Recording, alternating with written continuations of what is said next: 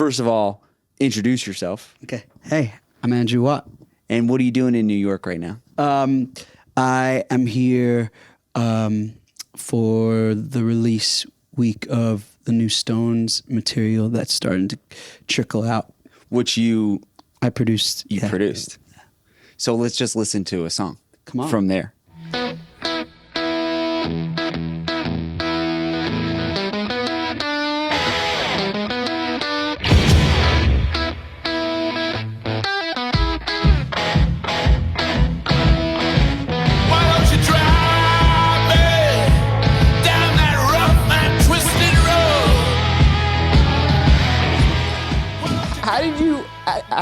How'd you start working with the Rolling Stones? I got introduced to Mick kind of in the pandemic period through their legendary producer, Don Was, who wanted my help in doing like a different version of one of these songs that the band had done.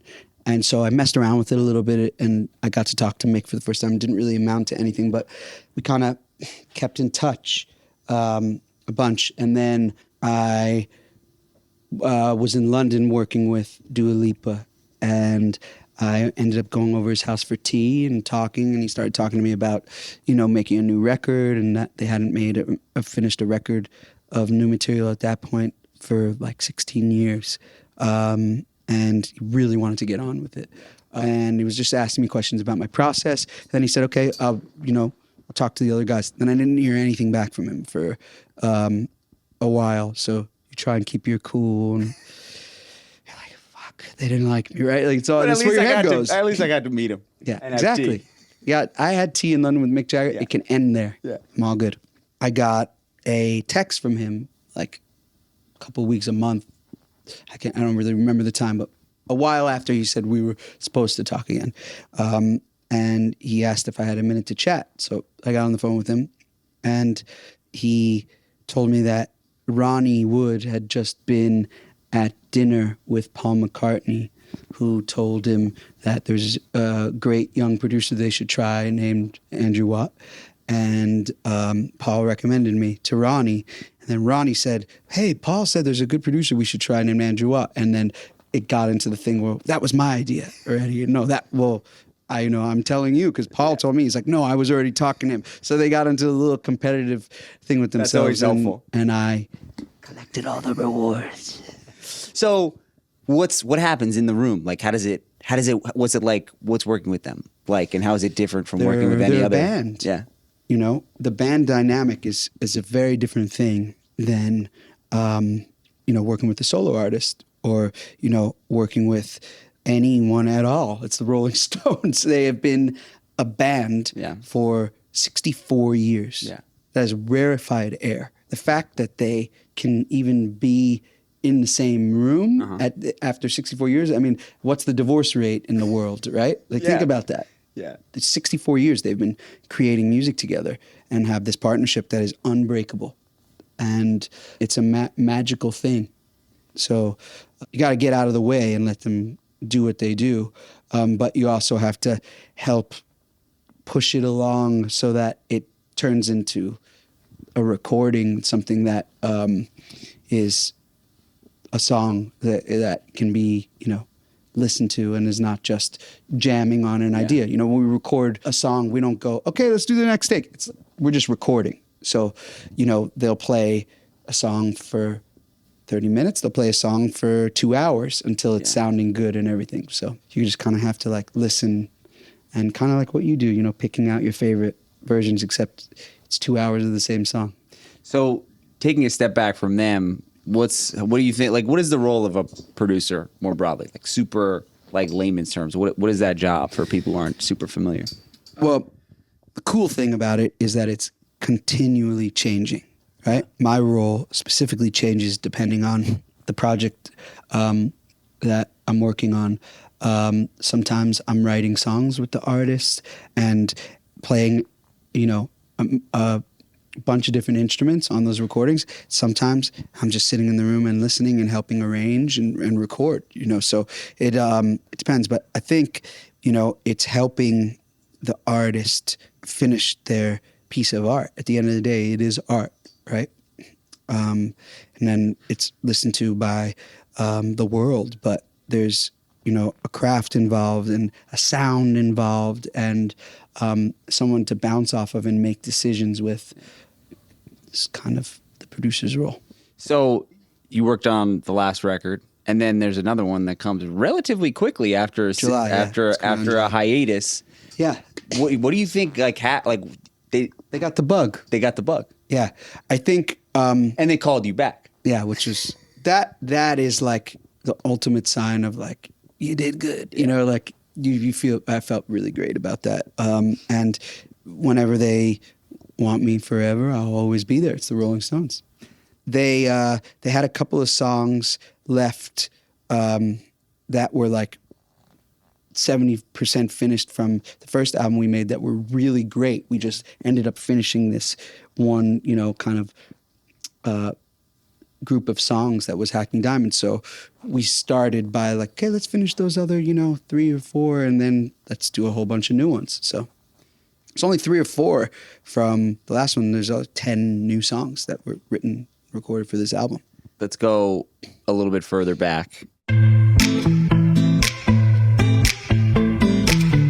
Yeah, so that's me playing guitar and bass and writing the song with a group of people. Actually wrote this song with Charlie XCX, which is great. Okay, He wrote this song. there's a lot to unpack. Yeah, there's a lot to here. unpack. So this was a really big record. Yeah. Did this song went to number 1? Or it's like real, this was a huge song. Sometimes these things happen. But for you, this is early in. Yeah. So what happens when that, like, how do you put that together, and then where does that sort of lead to the next thing? You know, we started the song, and that riff was just kind of something I was playing around with on an acoustic guitar. I was listening to Jose Feliciano, and, you know, in the morning, kind of before, in my old studio, I used to live in the studio, which I don't live in my studio anymore. For anyone that lives in your studio, get out as soon as you can, because then the work literally just never stops. But in the morning, I would put a record on. Yeah. Just listen to music for a little and just, you know, start my day. And literally on the turntable, I was listening to Jose Feliciano and I was just kind of playing around on the guitar. And then I just felt like doing something in his kind of style of guitar playing. So you lay that down, like the guitar and the bass at the beginning? Yes. Is there an artist attached to it and a snap already? Or no, it was kind of the seed of that song started with us in the room writing, and then, you know, it was kind of in a different time when I wasn't making as much albums. I was kind of just going kind of song by song, and when we started the vibe of it, I immediately thought of Camila. Yeah. Showed it to her, and she loved it, and then we started having the conversations about how it would be great for her to do a song with Shawn, and I talked to Shawn about it, and it kind of, there was a lot of back and forth with that song, and then they both came in and kind of helped write it and turn it into what it is today, the final thing. But that kind of, sometimes the songs, they go in kind of steps. You know? You mentioned Charlie XCX. Yeah, Where does she was fit involved into in the original session. We were just writing songs for a couple of days, and that riff came up during the day, and it was one of the things we just kind of, very early version of that chorus started. It's interesting how It's funny, right? How these She's one of the greatest songwriters ever. Yeah. Besides being one of the greatest artists ever, she can do literally anything. Yeah. And you listen to you know, if you look up her records and the songs that she's wrote, they're in all different styles, and it's just, she is amazing. And so there's like a different thing when you're writing for yourself as sort of an artist, and you're sort of developing a very specific sound that she changes sort of from album to album, but there's a specific thing that she's doing. But if she's writing for someone else, she still has that songwriting chop, but it's going to go in a very different direction and sound like something else. Yeah. But there's this thing at its core, which is just like, I guess, an instinct that It's that sort of people have. unbelievable with melody and lyrics and very quick and everything. Obviously, that started with a riff that I had that sounds nothing like any music that she makes. So it was a kind of a different thing.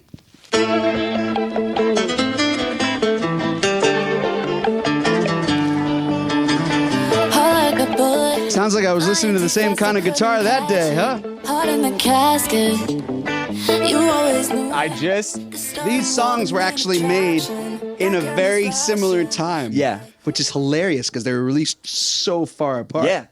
Yeah. That's interesting. Yeah. I used to have this thing where I was like, all right, I'm going to like do 3 songs in a style and then move on because I don't want to keep repeating myself, you know? Like, so that was that era of guitar playing. I didn't even really think about the connection. I just I know, had it's this funny. list It's and great. then put that one on That's there. why you're good at what you do. We full of shit, by the way. I saw them at Coachella, Yeah. and they were amazing.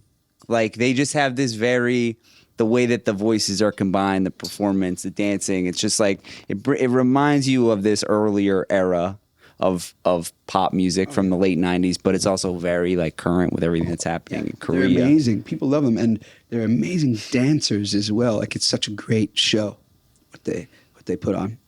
So that was fun.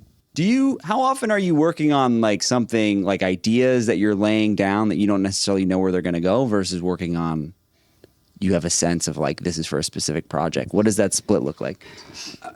You know, that was like kind of how I started. Yeah. Right? It was like just kind of making music with no bounds, and Yeah. you'd make something, you'd get together with some songwriters and write songs. You don't know the artists, Yeah. right? So you're just trying to figure out how to get your songs heard, right? And so that doesn't really happen as much anymore because I've been going pretty steadily from album to album. But this process is the same for when I work with an artist. If it's a project that we're going to be writing songs together, I'll make a bunch of ideas first, like that guitar riff or something, and I'll have like some riffs or some chords that I like or the beginnings of a beat or something, and walk in the room with some stuff that I like, and then most stuff happens just in the room on the spot, you know, once you get on a wave. I imagine there's people that are listening to this right now who they would love to be a songwriter. Or maybe they're listening and they want to be a producer. So if you want to be a songwriter, where do you start? You have to kind of let the fear go. Yeah. Because it's a really scary thing. Put your emotion down on paper, then you're going to sing it, and you're going to show it to people, you're going to release it.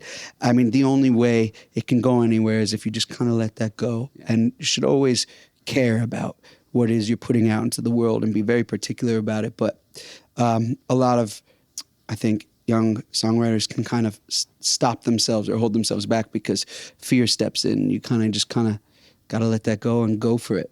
It's probably not common for the first song you write to be a really like great song. Like it's okay to write some songs that aren't. Absolutely. Right? Oh my God, I still write. I write pieces of shit all day. You just don't hear them. That's how it is. Yeah. Anyone that thinks, no matter where they are in their career, that everything they do is great, there's something wrong with that person. You know, that's not how it is. It's a process. Yeah. And you have to have people around you that you trust, that, you know, because a lot of times when you just make something, you love it because you just made it, right? And it's important to have kind of a crew of people around you that can be like, this one's amazing, this one, you know. There are 2 artists that you've worked with a few times who you did a song together recently. And I'm curious to hear how you sort of the process of working with both of these two. Both of these two, who are, by the way, 2 of the biggest artists in the world. Yeah. And then they come together and it's magic. Yeah. It's magical. And this is a guy that you play with a lot too, right? Like Yeah. you have a little band. We're good pals. I love the man.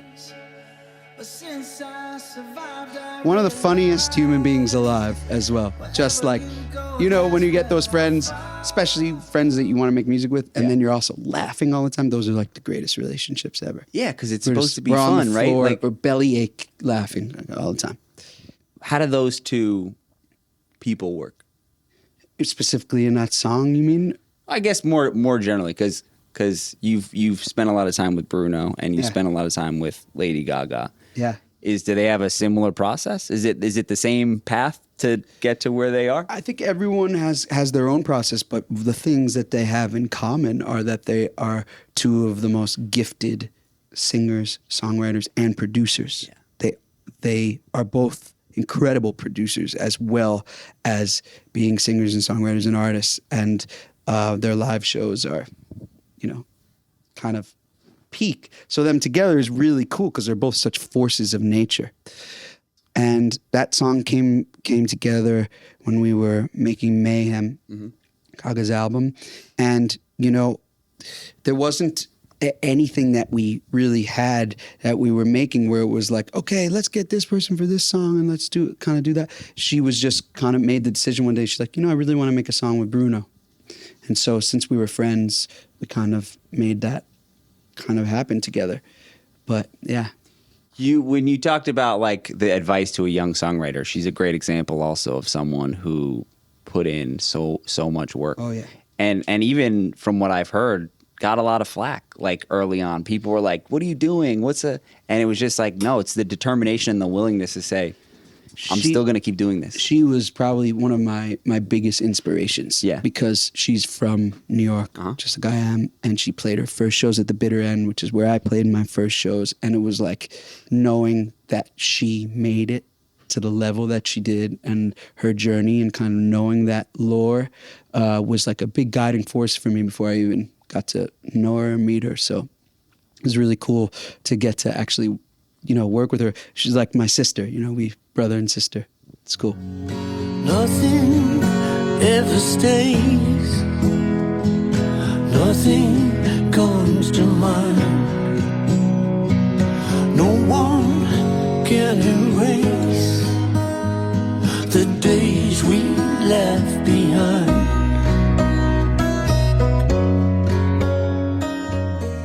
What's that? Who's that guy?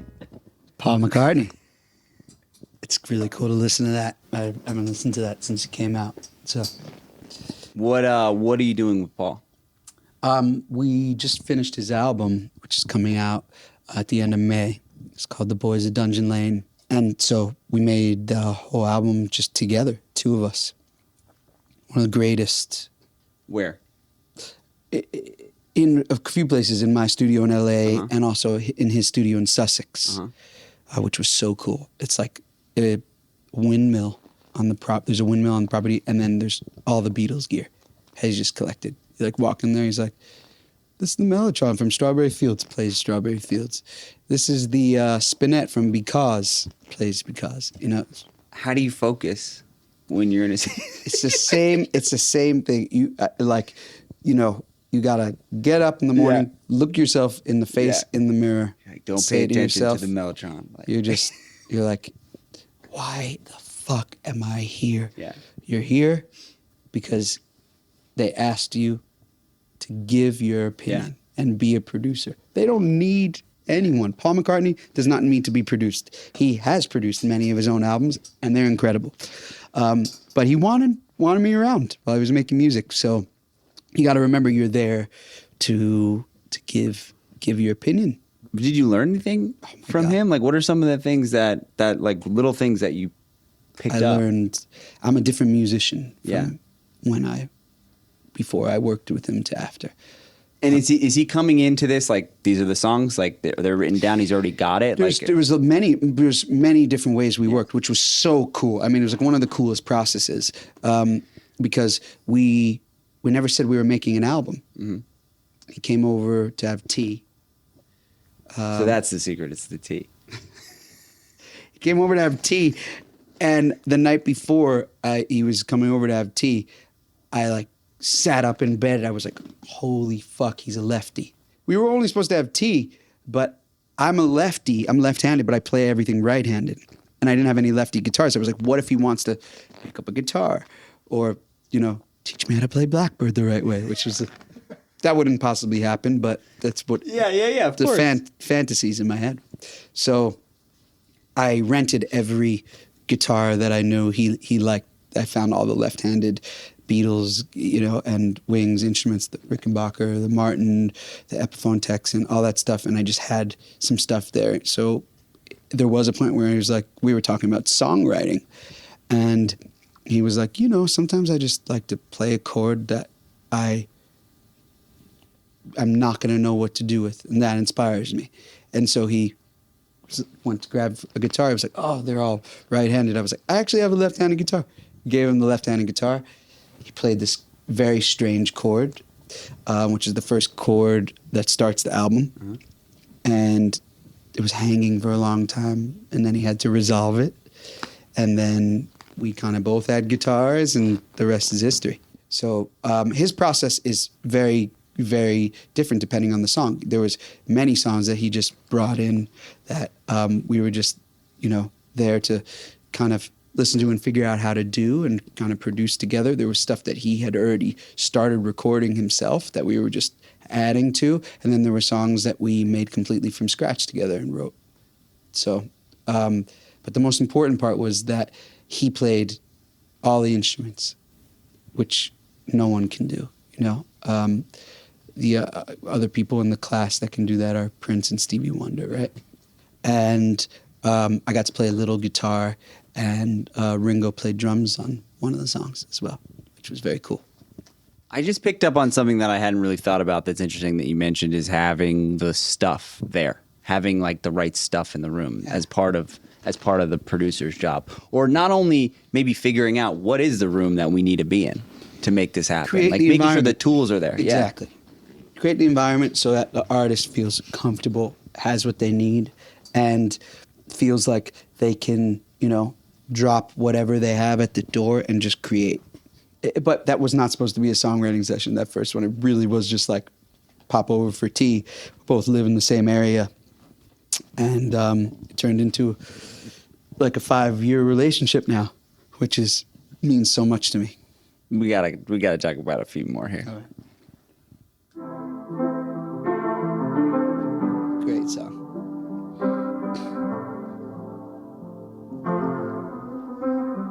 I got my peaches out in Georgia. Oh yeah, shit. I get my And different, a little bit different from the other stuff we've heard so far. That's the fun part about doing my job. We make music in every genre, Yes. right? It's like when you're like, damn, I made a lot of rock music. Then you can like make something like that, and you just always stay inspired. What are some of the things that you learned from Justin Bieber? Well, he's a very good friend of mine and was the first person to really give me my shot as a producer and a songwriter. My first hit song was with him, which is Let Me Love You, with him and DJ Snake. Don't you give up, nah, nah, nah. I won't give up, nah, nah, nah. Let me love you. And I played guitar on a few tours with him and with the opening act, and we just became friends. But Justin is one of those people that can do literally anything. I mean, anything you put in front of him, any instrument, he can play it or figure out how to play it. Any game, he'll beat you in. He's just like one of those gifted people. But that song, what was so great was he was his first time coming to the studio that I had at that point, which was in a basement of a house in Beverly Hills. And he was just messing around with every instrument. He just wanted to kind of touch every instrument. And so he put down a little drum beat, and then he put down that piano lick. That piano at the top, that's him playing the piano. And he got on the mic and just started freestyling that. And Haley was sitting right in the room at the same time on the right. And it was just kind of this like family fun day, no pressure. We're just kind of messing around. And watching him write that hook, and then what rhymes with peaches in Georgia? It was like, weed from California. Okay, that works. I mean, like, it's like literally as like we're just like goofing around like that. So, but I love that record. It must be interesting to just all the different experiences he's had, like starting so young and working with so many different people, the things that he's picked up, the lessons, the things that don't work, the things that do work, that then is informing. Because he just seems like he keeps growing and finding new sort of sounds to tap into. Yeah. I mean, that Coachella performance was incredible. Insane, Were you there for that? Yeah. I was there for that. I was like in tears because I've known him for so long, and I've watched, his whole journey. And just to see him up there feeling the love and crushing and connecting with his fans and how much he means to them. And then he set the world on fire again, right? I was just looking the other day, he's now #1 artist in Spotify, like in the world. Like just Unbelievable. At like just every song, like people And I loved the YouTube part of the I show. loved it. It was amazing. I thought it was so creative and cool. Well, the way he was that getting he did back in touch with, you know, how he started, which is on that platform. So I thought that was really, really cool. We're coming full circle to this conversation about like if you want to be a songwriter, what do you do? Like start writing songs and putting them out there, and like he's a great example of that. Oh, yeah. From Covers. a young age, and now with like YouTube and TikTok, there's so many people that have the ability to do that and get feedback. He's like the OG of kind of doing that, of Absolutely. putting that stuff out there. He's the first YouTube star ever. Okay, a couple more. I gotta ask you about. I know this is a really important, huge person to you, and an interesting Got matching combination. bat tattoos. He's an Ozzy. I feel you crumble in my arms down to your heart of stone. You bled me dry just like Guitar and bass again. you never show. I never needed anything from you, and all I ever asked was for the truth.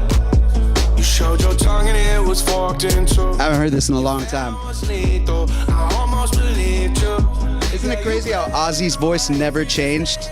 It sounds exactly the same. Held me under hope and I would drop like a play. Tell us about your relationship with Ozzy.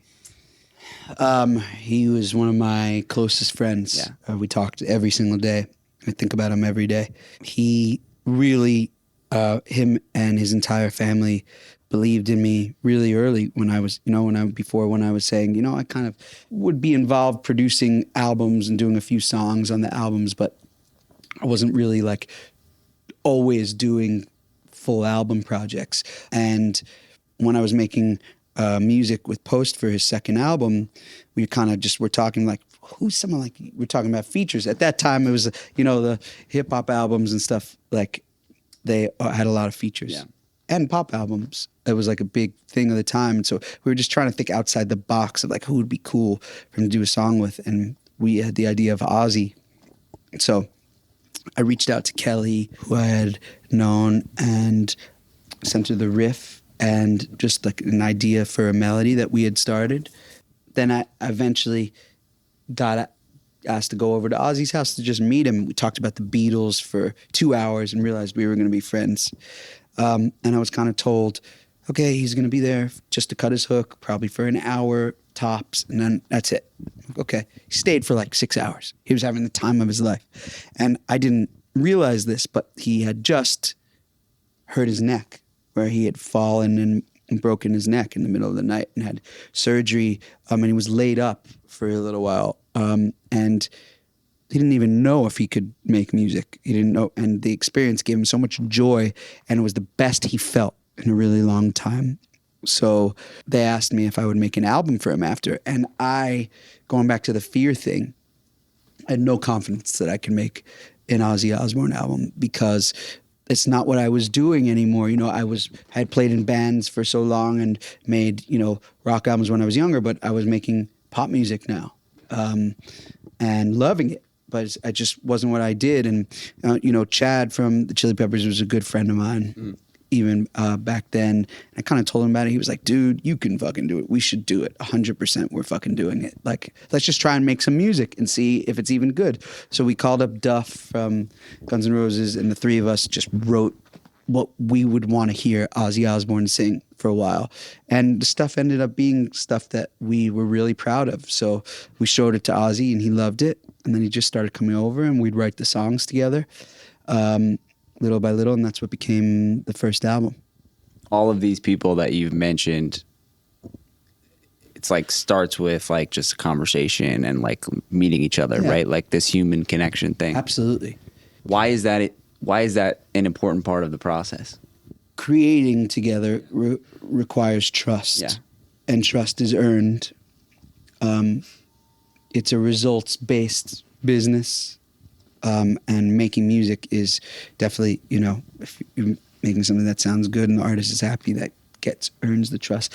But first, you got to see if you gel with someone and what the conversations are like and what common interests you have. You know, it's like you're about to talk to someone about your life or open up or, you know, be vulnerable in front of someone. It's like, how can you do that when you've not even, you know, sat face to face with them before ever? So I think finding some common ground is important first. In order to like really understand what the right sound is going to be, you got to understand them. Or to dive deep. You know, I'm thinking of songwriting in my head when I'm saying that. That was the thing we were talking about before. It's like, how are you going to bare your soul and talk about your pain with somebody that you don't even know? It's like, you have to, it can happen quickly, but you have to kind of get comfortable with them first. For the last, I mean, there's so many things that we could do, but for the last song, maybe let's do this one because we were talking about it. Yes, do a little twirl. Yes, let 'em know I'm that girl. Yes, Monday through Sunday, I can turn the dance floor into a runway.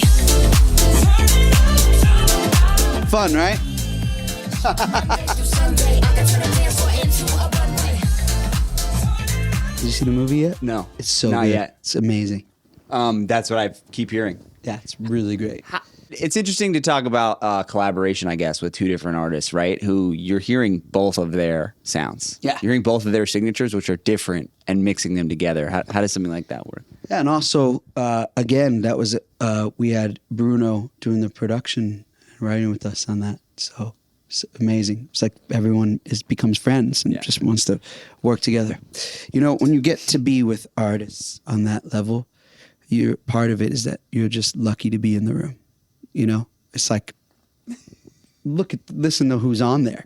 You just let it go, make the vibe, and hold on for dear life. I love that song, and it's, you know, we had so much fun making it for the movie, and I think it works so great in the film. And if you haven't seen it yet, you should definitely see it because it's a great, great film. Do you think certain producers have a signature that I think people understand that there's a stamp? Do you feel like you have one or? No, I don't. And that's probably due to my ADD. Yeah. But that's what keeps my job really fun. I said that before, but it's just working across all these different genres. It just keeps it so interesting. Is there a place that you haven't been that you want to go, like, or a certain genre or something that you think would be an exciting challenge to take on? I just kind of I follow where it takes me. I don't know. It's like interesting. Tarzan swinging from one branch to the It's next. true. You let go, and you then know, I've been so much of this is also has to do with luck. Yeah. Right. And they say luck is when preparation meets opportunity. Right. You've heard that quote a million times. Mm-hmm. You know, I'm such a music fan like you, and I've spent my life dedicated to learning all different types of music, listening to all different types of music, knowing about the players and what came before. So, and then the rest is just pure luck. Like you meet someone and you connect and it turns into a thing. And I have a really hard time thinking about like the future. I'm like not in it at all. It's just kind of whatever is currently going on. And I've been really lucky that the rest seems to kind of figure itself out from there. Do you have a favorite place that you like to work? Like you mentioned Electric Lady earlier. I love Electric Lady. That's my favorite studio in New York. I have my studio in LA, which I worked on for kind of like the last 3 years. Always. Well, yeah, I've had a few studios, but this current one that I have, I've worked on for like the last 3 years, and it's kind of like my shrine. Uh-huh. There's a lot of special stuff in there.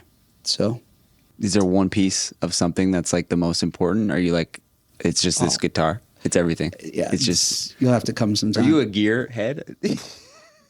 Hey, we need another like 4 hours to go. Okay. I have the mixing console that belonged to Chris Thomas that made Nevermind the Bollocks by the Sex Pistols and London Calling by The Clash, News of the World by Queen. We Will Rock You was recorded on it. And then Nigel Godrich used it for OK Computer. I mean, it's like so many. It's never been outside of London though, so now it's in LA. I have what else? I have David Bowie's Moog that came with the lightning bolt.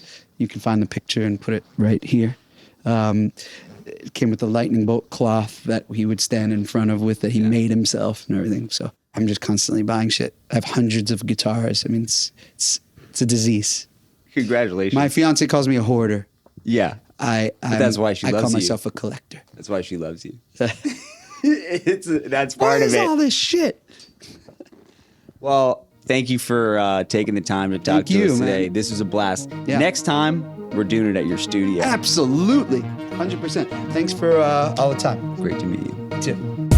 The Trackstar Podcast is a presentation of public opinion created by me, Jack Coyne, Kieran Coyne, and Henry Cornaros. Produced by Haley Sobel. Edited by Haley Sobel. Theme and original composition by Kieran Coyne.